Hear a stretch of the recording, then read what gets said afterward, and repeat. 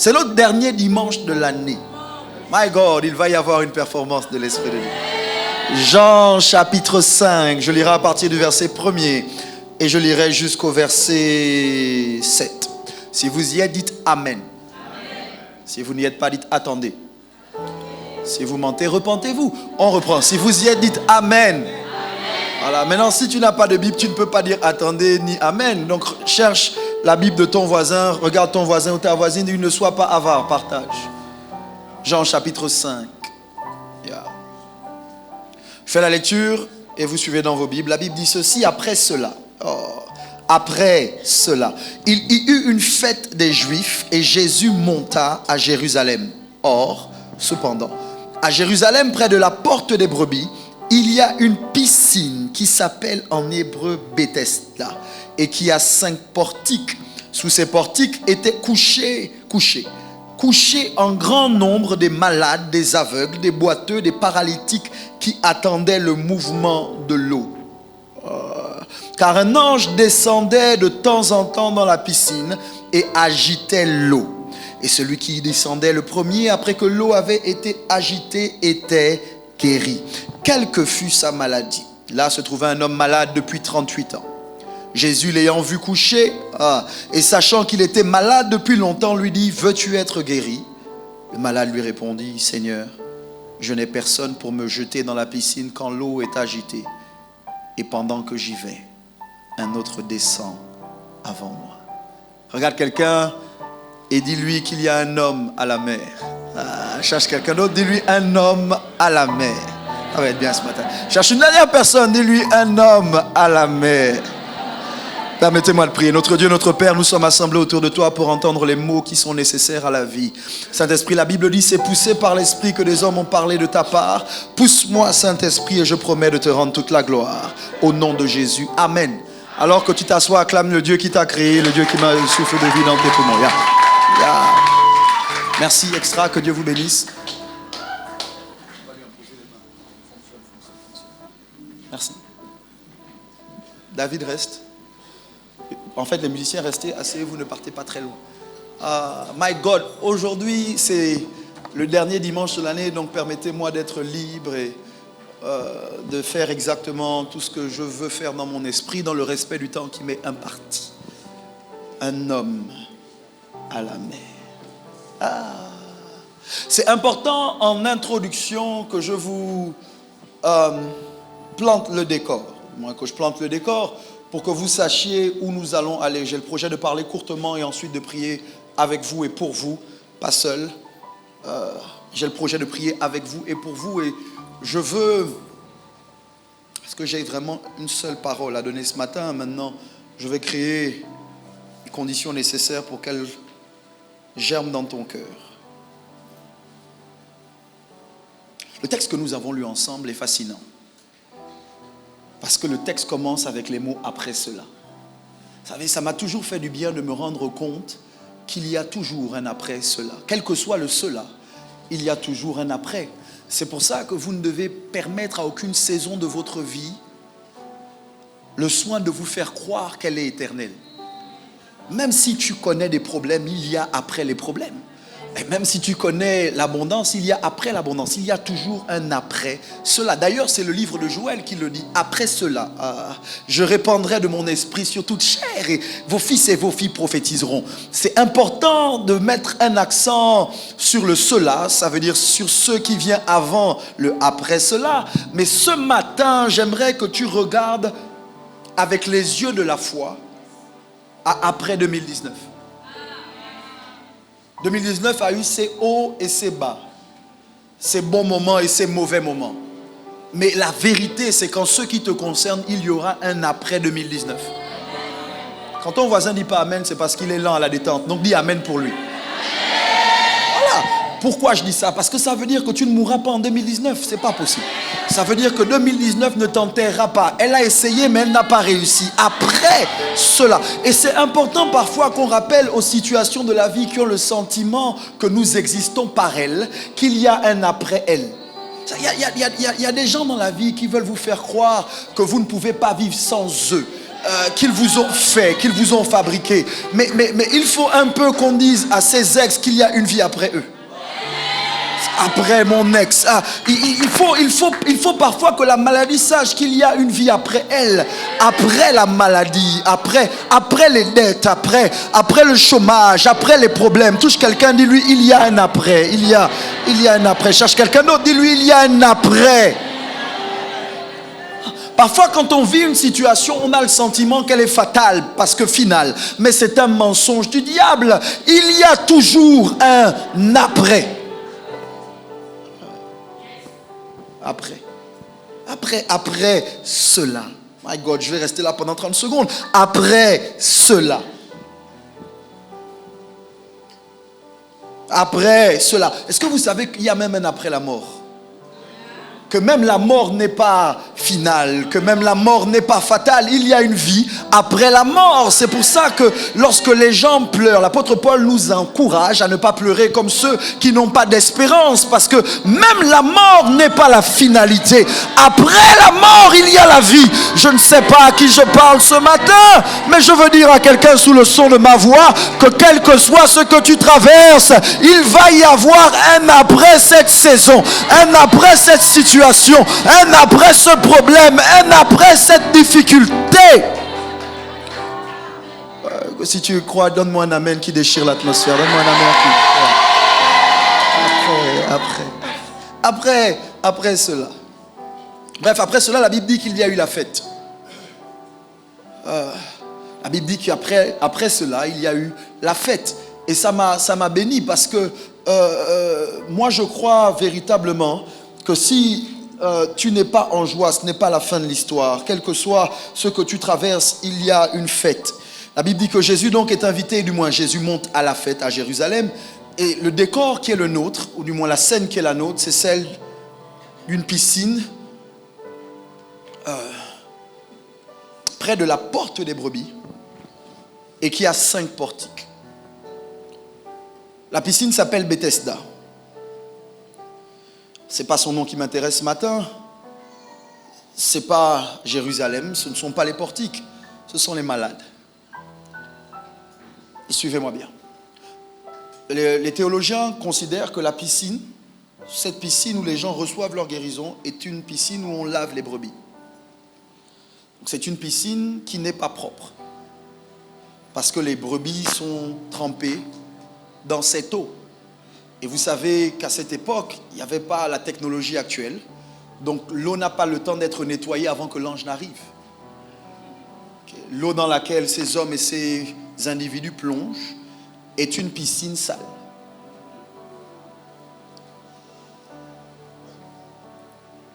Ça m'a interpellé parce que j'aimerais te poser la question suivante. Et si ton miracle ne se trouvait pas dans ton confort? Et si en réalité, pour te guérir, Dieu avait le chic d'identifier les choses que tu ne veux pas côtoyer et de mettre là ta guérison? Naaman est lépreux. Il vient voir Élisée. Élisée lui dit, va te laver, jeter 7 fois dans le Jourdain. Pourquoi je dis ça? Parce que c'est important que vous compreniez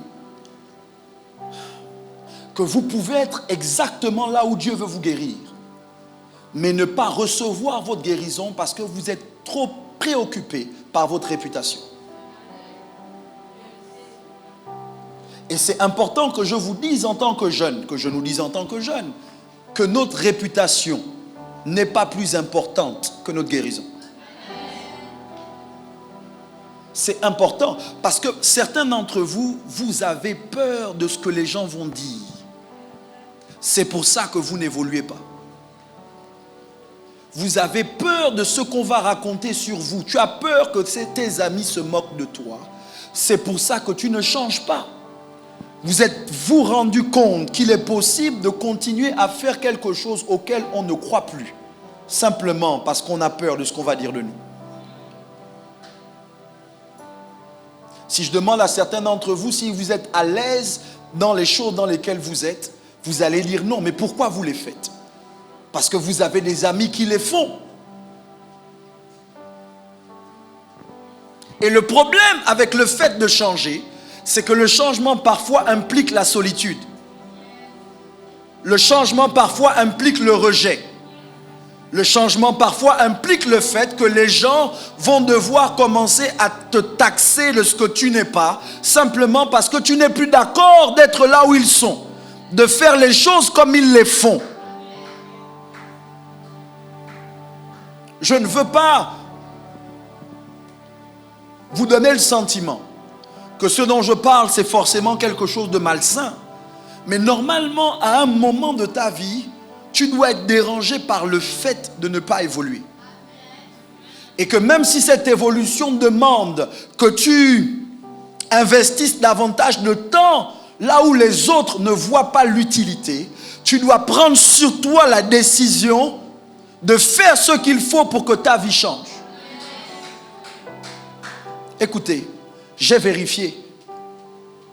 Le salut est personnel. Tu es venu au monde seul. Tu repartiras seul.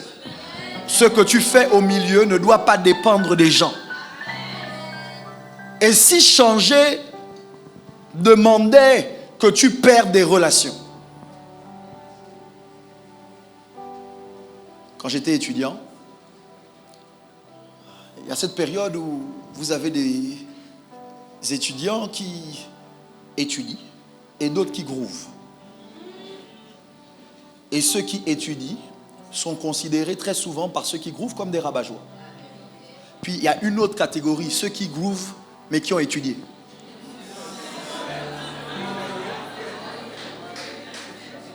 Vous savez de quoi je parle? Allez, les grooveurs qui vous donnent le sentiment que vous êtes pareils, mais ils ont déjà étudié, ou ils savent jusqu'où ils peuvent aller et après ils vont aller étudier. Donc quand toi tu penses que vous groovez ensemble, mon ami, lui, il a fait ses plans, elle a fait ses plans, elle va quitter le groove à une période, toi tu es trop sous pour voir qu'elle est partie.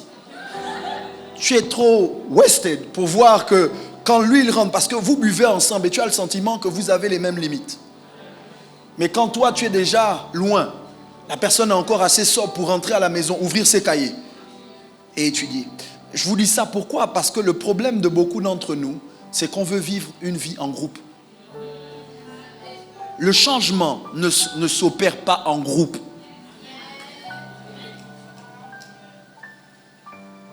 Moi-même, je me fais du bien ce matin. Le changement ne s'opère pas en groupe. Même si on est dans le même groupe, le changement est toujours individuel. Le changement est personnel. Touche quelqu'un à côté de toi, dis-lui, il faut que tu changes. Là, tu as été gentil. Menace-le, dis-lui, il faut que tu changes. Ouais, non. Il faut que tu changes, il faut que tu changes. Il faut que tu changes. Magali. Le texte m'a choqué. Non, le texte m'a trop fait le bien. Le texte m'a choqué. Le texte dit, sous les portiques, il y a des malades. Ils n'ont pas la même maladie, mais ils ont la même attitude. Ils sont tous couchés. Je comprends qu'un paralytique soit couché, mais un aveugle. Je comprends qu'un paralytique soit couché, mais un muet. Et c'est là où je me rends compte qu'on peut être allongé, mais on n'a pas les mêmes problèmes. On peut être exactement au même endroit et avoir la même attitude, mais on n'a pas la même pathologie. Et le problème avec cette attitude, c'est qu'ils étaient tous couchés, mais il y en avait qui, pour se lever, allaient prendre moins de temps que d'autres. J'essaie de dire à quelqu'un, ne te compare à personne. Parce qu'on peut être tous couchés, mais moi je peux me lever parce que je ne suis pas paralysé. Je peux sauter plus rapidement dans l'eau parce que je ne suis pas paralysé. Un aveugle se couche, il aura des difficultés à voir qu'en plonger. Est-ce que vous m'entendez même? Le muet se couche, même s'il ne parle pas, il a les yeux. ses mains et ses pieds fonctionnent assez pour que quand les eaux ont été remuées, il fasse partie des premières personnes à sauter dans l'eau. Pourquoi tu dis ça? Je dis ça parce qu'il ne faut pas que tu penses que parce que tu es dans la même situation avec quelqu'un, vous avez les mêmes handicaps. Quand toi tu vas prendre 1 an à changer, la personne à côté de toi est capable de changer en 1 semaine. Et donc il ne faut pas que tu te glorifies ou que tu te confortes dans le fait d'avoir quelqu'un avec qui boire. Parce que quand lui voudra arrêter, il pourra arrêter. Ah, je ne sais pas à qui je parle. Mais je dis à quelqu'un ce matin qu'il y a des choses dans lesquelles il ne faut pas te retrouver avec les autres. Parce que tu ne sais pas quelle est leur capacité à sortir de là. Ça vous est arrivé d'être bloqué quelque part, d'être bloqué dans quelque chose. Vous voulez en sortir, mais vous n'arrivez plus à en sortir. Et puis la personne qui vous y a emmené est déjà partie de là.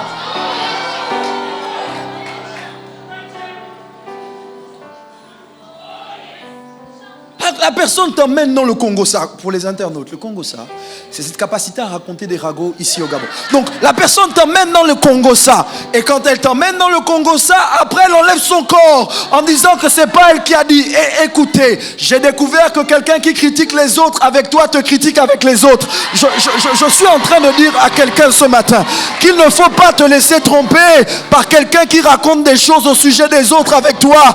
Et toi, tu penses qu'elle ne parle jamais mal de toi. Je veux aider quelqu'un ce matin. Arrête de te comparer.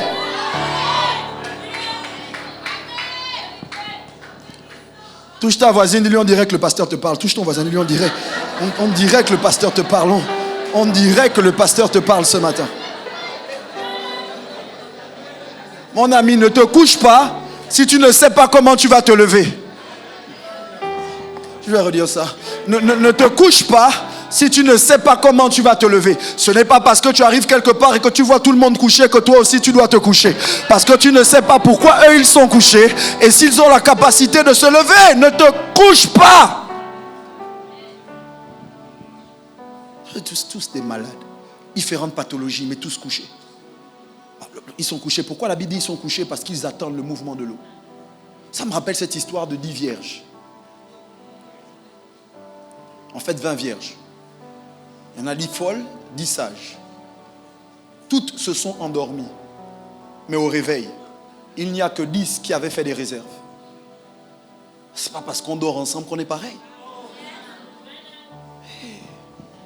Ce n'est pas parce qu'on est ensemble qu'on est pareil. Faut pas qu'on vous mente. Ce n'est pas toujours vrai. Qui s'assemble ne se ressemble pas. Il y a des moments les gens s'assemblent, mais ils ne se ressemblent pas. Pas parce qu'on est pris dans la même église qu'on est pareil.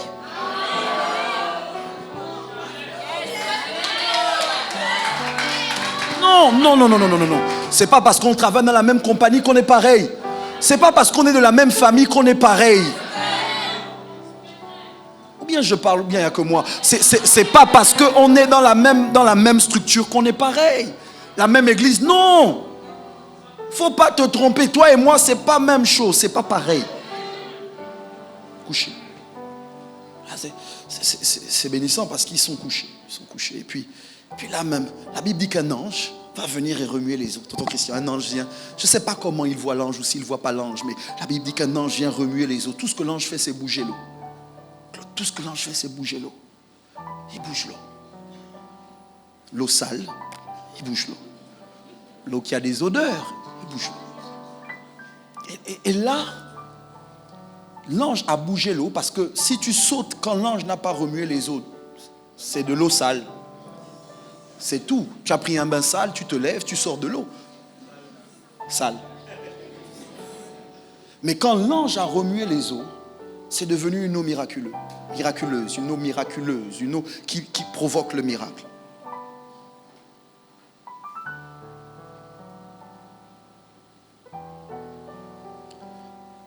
J'ai lu le texte en Genèse. La Bible dit que le Saint-Esprit était là et se mouvait au-dessus des eaux.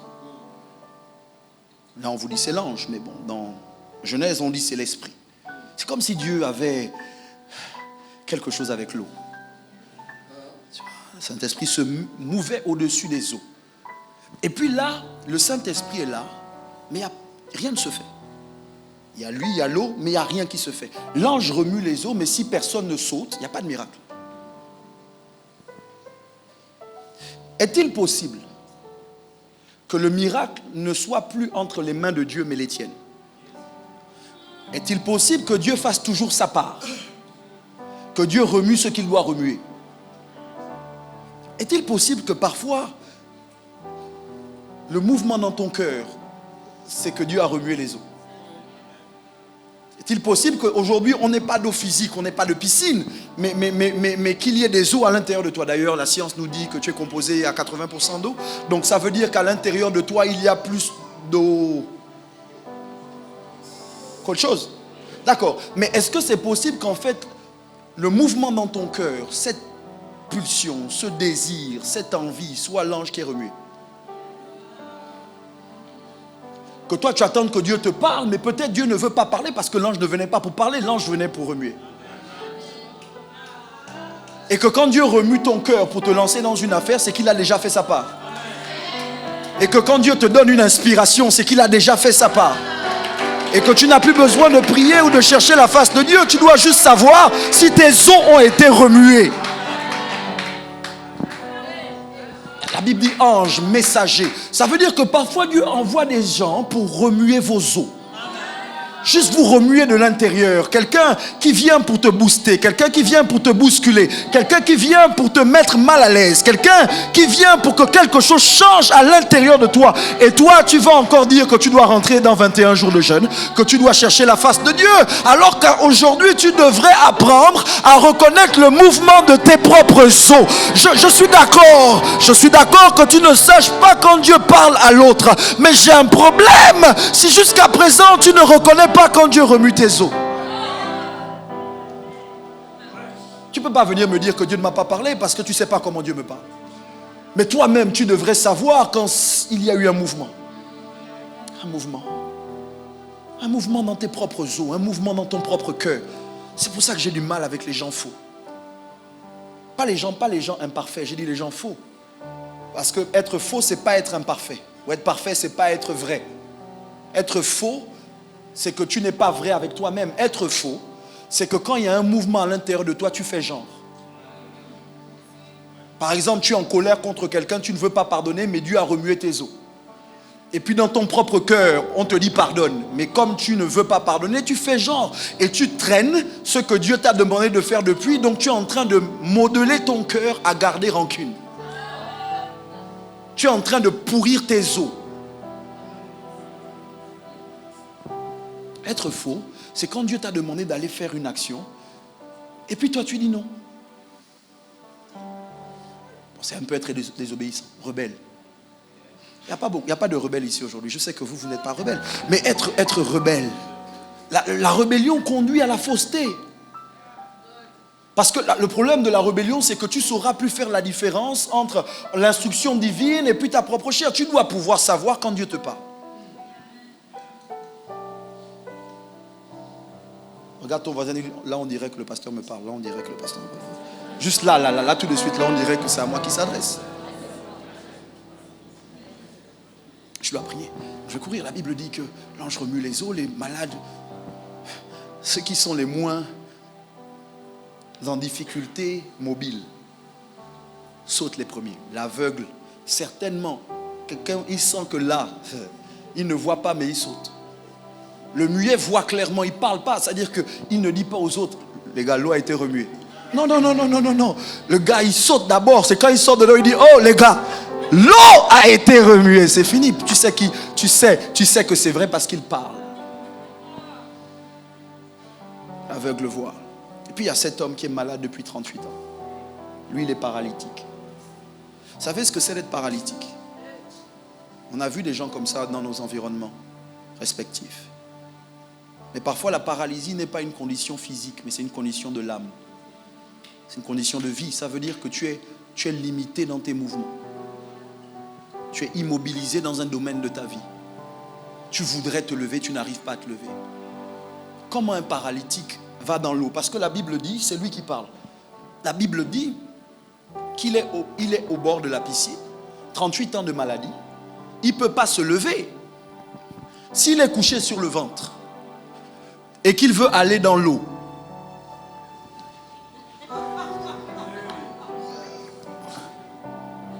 S'il est sur le dos et qu'il veut aller dans l'eau, toute cette partie ne fonctionne pas. Comment tu fais quand une partie de ta vie ne fonctionne pas? Comment tu bouges quand tu n'as plus de pieds?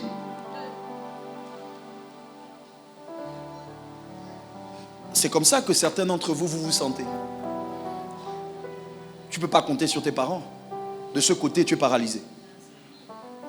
Tu ne peux pas compter sur ton diplôme. De ce côté, tu es paralysé. Tu ne peux pas compter sur le domaine relationnel. De ce côté-là, tu es paralysé. Tes relations ne fonctionnent jamais. Il est beau, il est vilain, ça ne marche pas. Elle est belle, elle est vilaine, ça ne marche pas. Ça n'a plus rien à voir avec la beauté. J'ai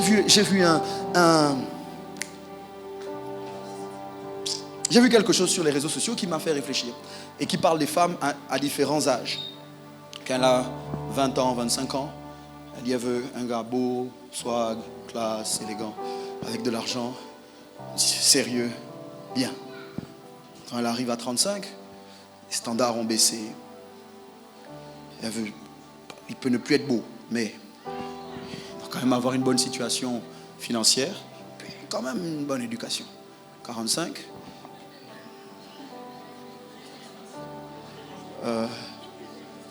Si c'est un homme, c'est bien.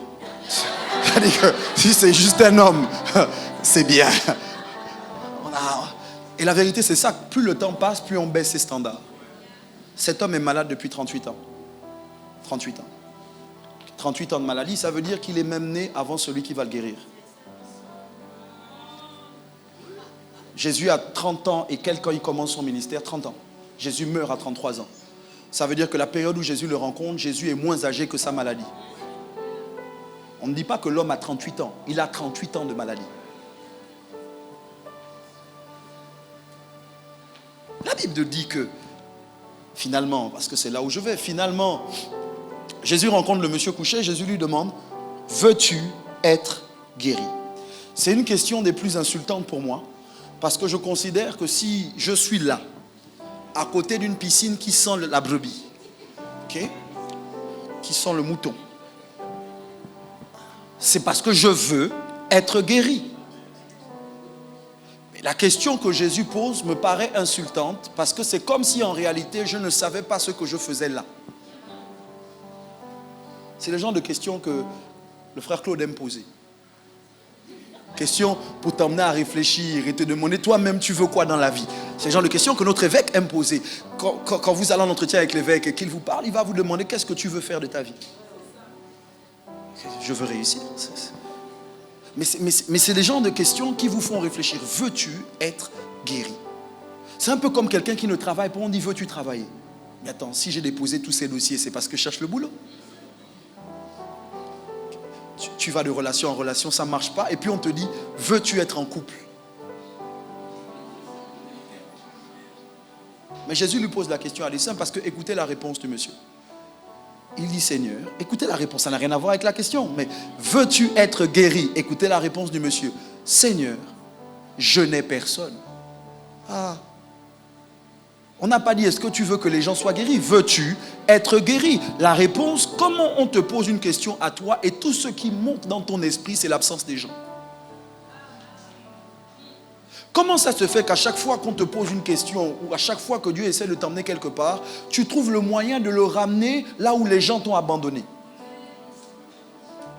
Je ne sais pas si vous savez de quoi je parle. Où on demande à quelqu'un, veux-tu être guéri? En d'autres termes, tu es dans cette situation, pourquoi? Pour lui, la raison pour laquelle jusqu'à présent, il n'est pas guéri, c'est parce qu'il n'y a personne. Il n'a personne. En d'autres termes, français facile, c'est de la faute des autres. Je prie Dieu que tu ne rentres pas en 2020 avec cette logique. Ou dans ton esprit, à chaque fois que quelque chose ne marche pas, à chaque fois que tu n'évolues pas, à chaque fois que tu es bloqué, c'est de la faute des autres. Tu es toujours en train de chercher quelqu'un à blâmer, quelqu'un à rendre responsable de ton incapacité à être guéri. Pourquoi ta vie ne va pas bien? Parce que mon père m'a abandonné, ma mère n'était pas là, mon ex m'a plaqué. Le patron au travail me fait des avances. Ça veut dire qu'il y a toujours quelqu'un d'autre que toi qui est responsable de ton malheur. Je sais que ce n'est pas ici, c'est pour les internautes. Il y a toujours quelqu'un qui est responsable de ton malheur. Ça ne peut pas être le cas parce que tant que tu continues comme ça, tu resteras paralysé.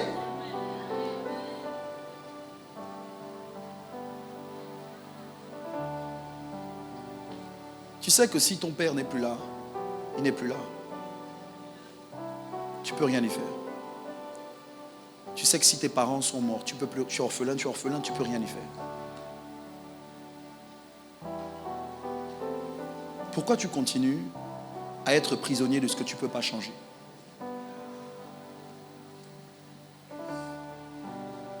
J'ai découvert que qui que vous soyez, il y a des gens qui ne vont pas vous aimer. Et si vous faire aimer par ces gens-là demande que vous changez qui vous êtes, ne changez pas. Je vais dire ça dans l'autre sens. Si ça demande que vous ne soyez plus qui vous devez être selon Dieu, ne changez pas. Parce que personne ne mérite que vous deveniez ce que Dieu ne vous a pas appelé à être. Personne ne mérite que tu deviennes faux et hypocrite. Touche ton voisin, dis-lui, arrête ça. Ah, il faut le menacer, dis-lui, arrête ça. Maintenant, je veux prêcher parce que j'ai beaucoup parlé et puis on doit prier. Je veux prier pour vous. Je veux prêcher.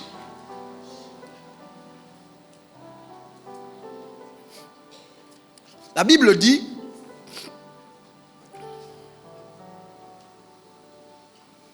que la raison pour laquelle cet homme considère qu'il est paralysé depuis un bon moment maintenant, il dit parce qu'il n'y a personne pour me jeter dans la piscine. Quand l'ange a remué les eaux et quand moi je veux essayer d'y aller tout seul, quelqu'un d'autre descend avant moi. Donc, le problème de cet homme, c'est qu'il n'a personne. Mais personne pour faire quoi? Personne pour le jeter. Oh my God. Viens. Viens, Simon. Révérend Eric, viens, s'il te plaît. Simon, viens. Allonge-toi. Sur le ventre. Sur le dos, excuse-moi.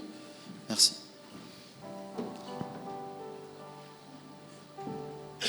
Oui, ok. Prends ses mains. Prends ses pieds, Simon. Révérend, attends. Je veux juste voir s'il peut le soulever. Ok. S'il vous plaît, s'il vous plaît, s'il vous plaît. Oui, attendez, avant de le jeter, on va dépasser ça.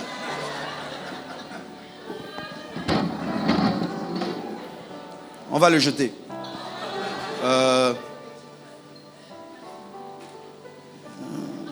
Oui, viens. Révérend, tu vas venir ici?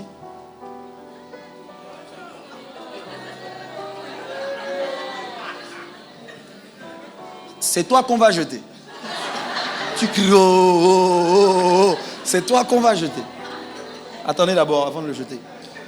Je veux que tout le monde voit, donc reculez un peu. Ok, c'est important, parce qu'on va prier pour vous tout à l'heure.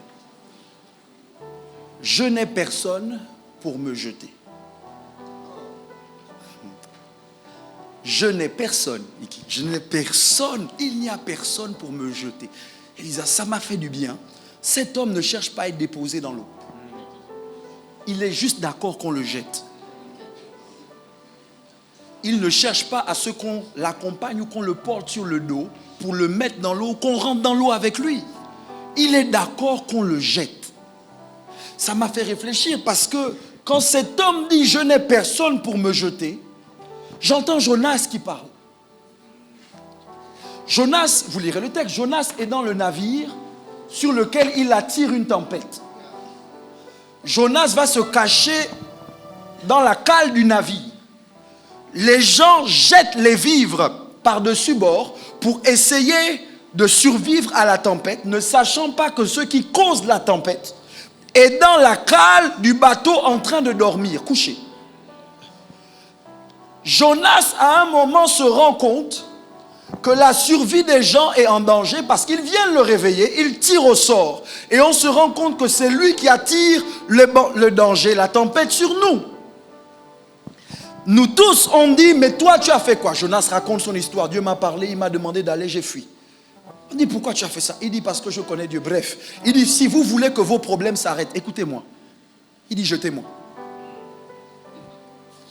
Jonas est dans le bateau, il va dire au monsieur qui navigue avec lui, jetez-moi par-dessus bord et la mer va s'apeser contre vous.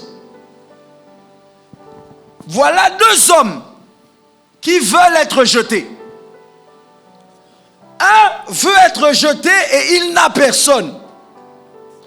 Un autre demande à être jeté et les gens refusent. Pourquoi? Parce qu'ils ne veulent pas le tuer. Lui, il veut être jeté pour la vie et il n'y a personne. L'autre veut être jeté pour la mort. Et les gens qui peuvent le jeter disent non. Mais au final, vous connaissez l'histoire, on va le jeter. Ça m'a dérangé.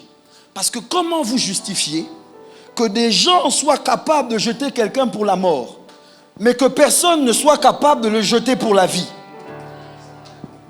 Vous ne comprenez pas. Comment on justifie qu'on dépense plus dans les décès que pour aider les gens qui sont en vie et qui, si on ne fait rien, vont mourir? Comment on justifie qu'on soit capable de jeter les gens ou de les accompagner dans la mort, mais pas de les accompagner dans la vie? Touche quelqu'un à côté de toi, dis-lui, il faut qu'on te jette, il faut qu'on te jette. Ah, my God, ça va être bien. La Bible dit que Jonas est dans le bateau et lui il est couché par terre et que Jonas, on va le prendre au final et on va le jeter. Donc quand moi je dis un homme à la mer, en réalité je suis en train d'indiquer que de toutes les façons il faut qu'il y ait quelqu'un qu'on jette dans l'eau. Parce que parfois, ce qui nous empêche de survivre, c'est qu'on veut garder dans le bateau des gens qu'on doit jeter à la mer. Et Jonas va être jeté et la Bible dit que quand il va être jeté à la mer, personne ne va lancer une bouée. Dieu va envoyer un poisson qui va avaler Jonas, mais les gens qui l'ont jeté vont vivre. Révérend Guy, j'ai compris qu'en réalité, ce qui a manqué à cet homme et que Jonas a eu, c'est que les gens qui ont jeté Jonas ont compris que leur survie dépendait du fait qu'ils le jettent. Ils ont compris qu'en réalité, en le jetant, ils se rendaient service. Qu'est-ce que tu dis, révérend? Je dis, ce gars-là n'a trouvé personne à le jeter parce que personne ne pouvait lier le fait qu'il soit jeté à leur bien-être. Cet homme était, my God, vous allez m'entendre, cet homme ne servait à rien.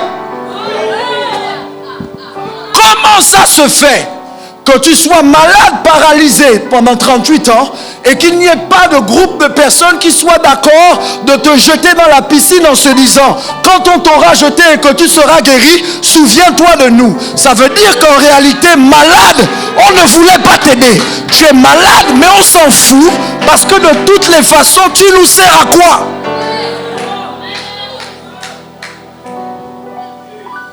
Est-ce que je peux vous parler 30 secondes? Pourquoi quelqu'un te donnerait une opportunité? Pourquoi quelqu'un t'aiderait à avoir le boulot? Pourquoi quelqu'un t'aiderait à signer un contrat? Pourquoi? Parce que le monde dans lequel on vit, on ne te jette pas s'il n'y a pas de répercussions sur nous. Vous me regardez comme si je mentais. La vérité vraie, c'est que les gens ne t'aident pas parce qu'ils ne voient pas ce que ça va leur donner. La vérité vraie, c'est que les gens ne te jettent pas, ils ne te donnent pas une opportunité, ils ne prennent pas le risque de te jeter dans l'eau parce que peut-être ils ne sont même pas sûrs que tu vas être guéri. Vous m'entendez? Voilà quelqu'un qui dit jette-moi, on ne le jette pas. Et quelqu'un d'autre qui dit jetez-moi et tout le monde le jette. Tout le monde est d'accord, jetons le gars là, jetons-le.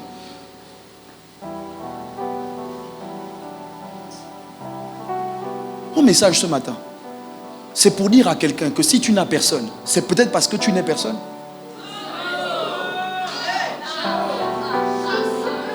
Je ne dis pas par rapport à Dieu. Je dis par rapport aux gens. J'ai lu un texte qui m'a dérangé. J'étais en train de méditer. J'ai lu un texte qui m'a énervé moi-même. La sagesse du pauvre est méprisée. Et je me rends compte que les gens sont prêts à fouler aux pieds la sagesse que je leur donne s'ils ne voient pas que j'ai réussi. Quand vous avez réussi, les gens vous cherchent à la loupe pour vos conseils. Mais quand vous n'avez pas réussi et que même vous voulez conseiller les gens te disent conseille-toi toi-même. Si ça marchait, pourquoi ça ne marche pas sur toi? Quand tu as réussi, tu n'as plus besoin de demander qu'on te jette. Les gens font la queue pour te jeter. Le problème, c'est que vous vivez dans un monde de rêve. Parce que vous avez le sentiment que parce que vous êtes chrétien, il y aura toujours quelqu'un qui va vous jeter. Il y aura des opportunités. Et ce n'est pas vrai. La fin de cet homme, c'est qu'en réalité, Jésus va lui dire, toi-même, lève-toi. Toi-même, lève-toi. Toi-même, lève-toi. Toi-même, lève-toi.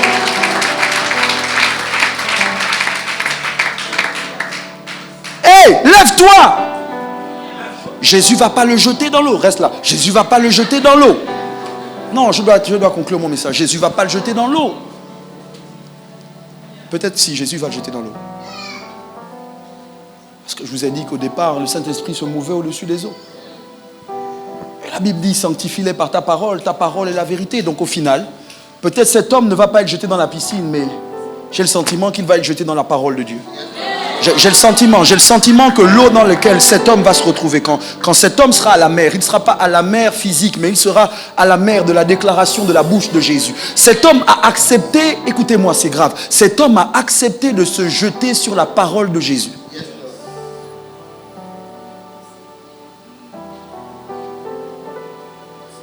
Il y a toujours une eau dans laquelle tu dois plonger. Il y a toujours une eau dans laquelle... Et si personne ne te jette, jette-toi toi-même. Si personne ne te jette, jette-toi toi-même. Soulevez-le d'abord, on va le jeter quelque part.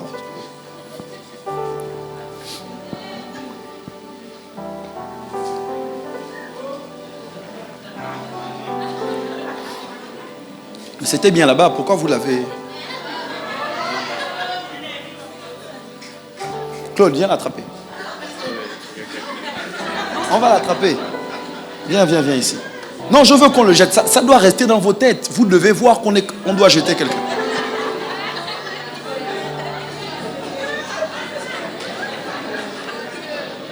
À 3, vous le jetez. 1, 2, 3.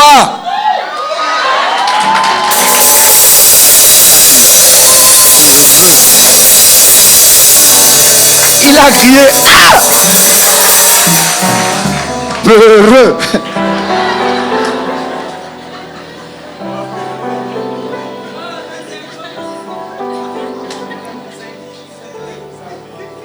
Tout mon message ce matin, on va prier maintenant, mais tout mon message ce matin, c'était le suivant. Il faut qu'on te jette. Parce qu'il y a des situations desquelles tu ne sortiras pas si tu n'acceptes pas d'être jeté. Je n'ai pas lu le texte, mais je vais lire le texte et je vais vous parler de la fin de l'année qui arrive. Je vais citer le texte du moins.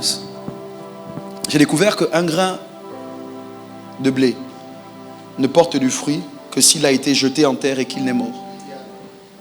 Et j'ai découvert que la Bible dit toujours en Ecclésiaste, jette ton pain à la surface des eaux.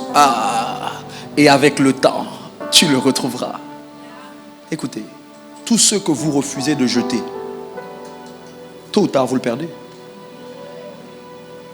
Parce que si Dieu te demande de jeter, c'est que Dieu a le projet de te le rendre. Voilà ce que je veux que tu fasses. Il nous reste 3 jours en comptant aujourd'hui avant la fin de cette année. Jette-toi. Jette-toi sur la parole de Dieu. Jette-toi sur une déclaration que Dieu t'a donnée. Jette-toi. Arrête de mesurer les risques. Jette-toi. Arrête de t'attendre à ce que tout le monde soit d'accord. Jette-toi. Jette-toi. Jette-toi là où Dieu veut te jeter. Jette ton argent. Ne le gaspille pas, mais jette-le à la surface des eaux. Le 31, on a la traversée. Écoutez, je ne sais pas ce que vous aviez prévu, mais organisez-vous pour être là. Parce que l'évêque va nous jeter. Il va nous jeter avec une parole. Il va nous jeter dans une parole. Viens avec de l'argent que tu vas être d'accord de jeter. Je parle de manière simple, peut-être imagée, mais simple. Si vous n'acceptez pas d'être jeté, vous resterez paralysé. Levons-nous, s'il vous plaît.